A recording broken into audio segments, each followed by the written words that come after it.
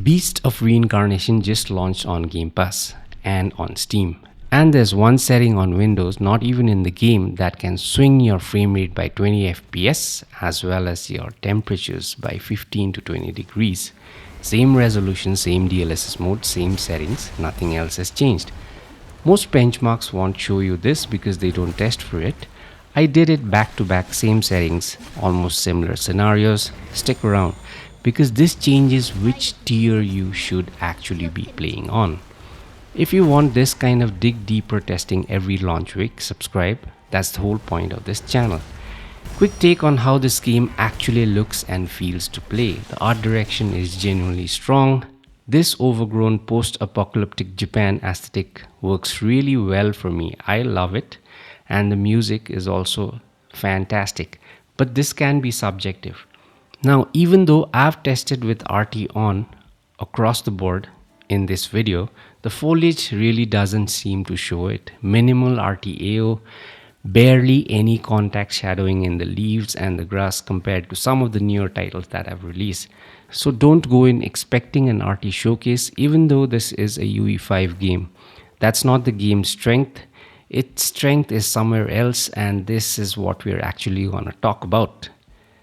So starting with 1440p high settings, which most of you will play on a laptop like a 5060 laptop, DLSS quality, and the laptop is on turbo mode with CPU boost on. Mostly 70 FPS dipping into the high 60s in heavy fights. GPU pinned at 99% the whole time. Clean, no stutter, a genuinely great baseline. Now here's the part that actually matters. Same settings, 1440p only, right? And we go to DLSS balanced. And it gets quite interesting. CPU boost is still on. High 70s to almost low 90s is what you're getting in FPS. Touching 100 FPS here and there. Great numbers, right? Now, if you turn off CPU boost, same everything, same situations, same scenario, you will land somewhere in the 50s to 60s in FPS. Still completely smooth, no instability, no stutters. But look at the CPU package. CPU boost on, low to mid 80s. CPU boost off, low 60s. Now that's not a small difference. That's the gap between a laptop with fans screaming and a laptop which you can barely hear. And mind you, in both scenarios, the machine is still running in turbo mode. This tells you something important about this game specifically. It actually scales directly with whatever CPU headroom you give it. And that may not be true for many titles. This one rewards you for tuning it. You're not stuck with one number, so you're choosing your own trade-off, right? If you want max frames, take CPU boost on. If you want a cooler, quieter laptop, turn CPU boost off. 15 to 20 FPS, also 15 to 20 degrees in temperature. Boost off is completely a legitimate way to play this game. And it behaves like as if you're playing in balanced mode, not turbo at all.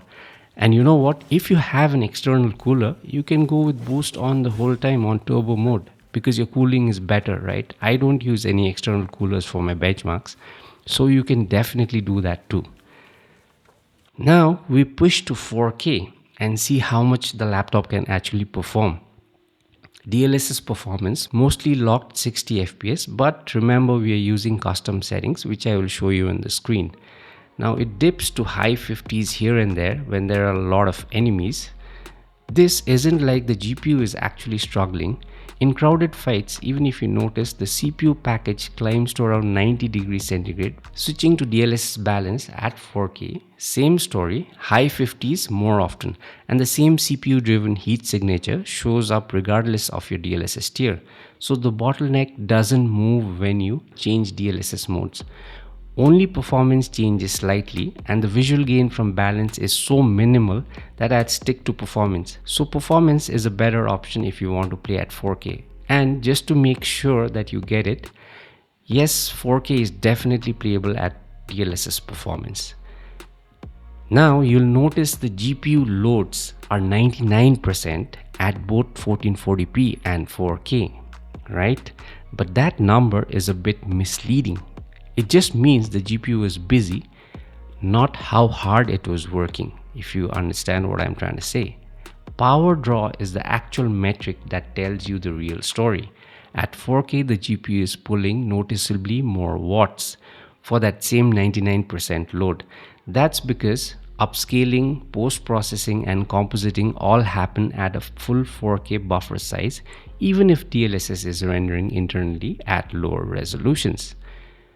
The extra power means extra heat, and it has to go somewhere. This laptop has dual fans, but the heat pipes are still shared. When the GPU works harder at 4K, the heat bleeds into those shared heat pipes, raising the base temperature of the whole chassis. The CPU ends up trying to shed its own heat into an already warmer system, which is why your baseline temp climbs at 4K. But here's the thing, the shared heat pipe doesn't explain the extreme spike. When the CPU hits its absolute peak at 93 degrees in my testing, the GPU was actually sitting at a relatively cool 80 degrees. If it was just GPU heat bleeding over, they'd peak together. The 13 degrees gap proves sudden spikes are entirely CPU driven. That's the game suddenly hammering the processor on physics, AI, and a bunch of other things. So a few things to remember when you play at 4K, just don't go high because high is quite taxing at 4K. And the other thing is CPU boost must be on because it needs much more grunt to actually play at 4K. One more thing for those of you who are curious, this game actually ships with DLSS preset E, the older CNN model, no transformer. So there is no option for DLAA also out of the box. There is a new ultra quality tier also, which covers resolution on each axis up to 77%, which most games don't offer yet. Steam users might get lucky forcing the transformer model through the Nvidia app override.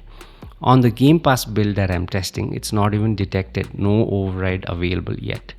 So yeah, if you have Steam, you can go and try forcing model change with DLSS preset K or preset M, whichever you want, and the image quality might slightly improve. So here's where it lands. The game runs well almost everywhere you put it, but the real finding isn't in the settings tier itself, it's the boost toggle. That's the lever. Want max performance, boost on. Want your laptop to run cool and quiet, boost off, and you'll barely notice the difference in how it plays. But there are a few things you need to remember. The initial section is typically very heavy for this game, but that does not represent the entire game. So I'm just showing you a bit of it here. However, it's not a part of the entire benchmark. I've still got ally specific numbers to run on this game. Comment if you want that breakdown. I'll get it out this week.